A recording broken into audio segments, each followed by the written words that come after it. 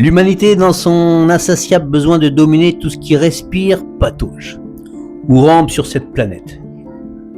Il inaugure le Palma Aquarium de Majorque.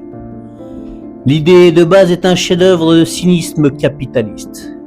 La mer Méditerranée est là, littéralement à 50 mètres de la porte d'entrée. Elle est vaste, elle est belle, et surtout elle est gratuite. Mais voilà le problème. Dans la mer, il y a des courants, des algues qui chatouillent les orteils, et il n'y a pas de boutique de souvenirs à la sortie. Alors une entreprise au nom délicieuse, orwellien, Coral World International, a eu une illumination.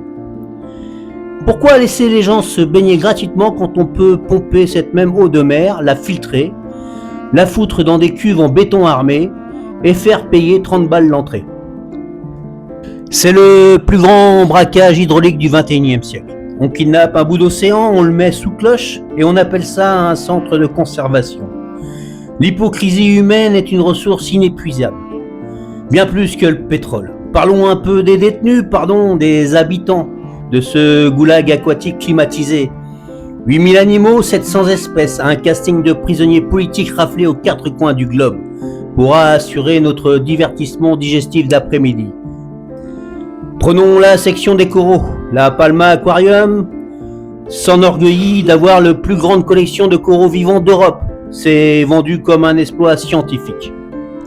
La réalité, c'est que pendant que nos chalutiers et notre réchauffement climatique transforment les vrais récifs coralliens en cimetières blanchâtres, on applaudit le fait d'avoir réussi à faire pousser 3 anémones sous des néons violets de boîtes de nuit. C'est la logique de l'homme moderne. On brûle les musées du Louvre, mais on est très fier d'avoir sauvé une carte postale de la Joconde qu'on a punaisée dans les toilettes. On recrée un microcosme parfait pour se dédouaner de la destruction du macrocosme. C'est de l'absolution à 30 € le ticket. Et puis il y a la fameuse jungle. Parce qu'enfermer des poissons n'était pas suffisant pour satisfaire l'ego des concepteurs, ils se sont dit « Et si on construisait la forêt amazonienne sur le toit ?» Majorque est une île méditerranéenne rocailleuse, sèche, où le soleil cogne comme un sourd. Et en plein milieu, on a recréé une jungle tropicale humide, avec des cascades artificielles, des piranhas et des lianes. Le bilan carbone pour maintenir ce sauna végétal en plein été espagnol doit équivaloir à celui d'une petite nation industrielle. Tout ça pour que Jean-Michel et Véronique puissent transpirer 5 minutes en regardant un poisson-chat obèse d'Amérique du Sud, avant de retourner au buffet à volonté de leur hôtel. L'absurdité confine au génie. Mais le véritable drame de cette histoire, la tragédie shakespearienne de ce complexe, se joue dans un E1, Grand Azul, le Grand Bleu. C'est l'un des bassins à requins les plus profonds d'Europe, 5 millions de litres d'eau. À l'intérieur, des requins taureaux et des requins gris. Arrêtons-nous un instant sur le requin. C'est l'Apex Predator, une créature dont le design n'a quasiment pas évolué depuis 400 millions d'années. Parce qu'il a été déjà parfait avant l'invention de l'arbre.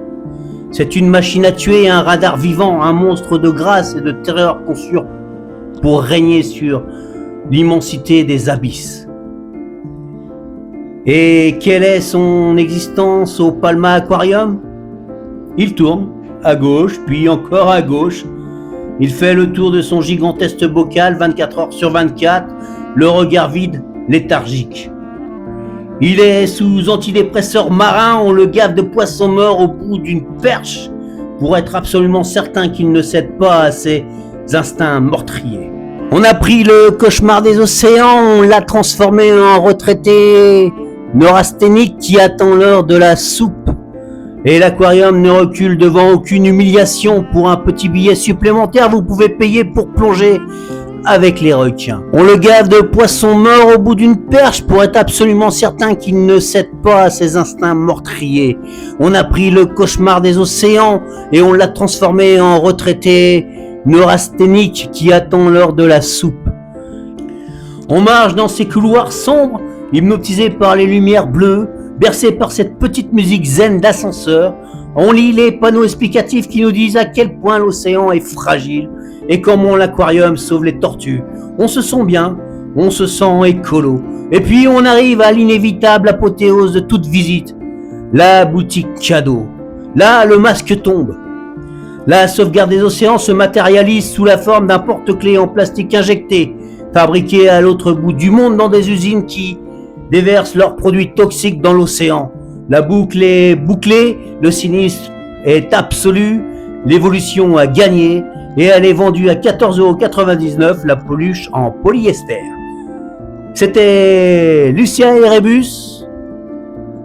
Merci d'avoir payé votre billet pour ce voyage au bout de l'ennui et à la prochaine. Et n'oubliez pas, si vous vous sentez coincé dans votre vie, dites-vous qu'il y a un requin taureau à Majorque dont la vie est bien plus misérable que la vôtre.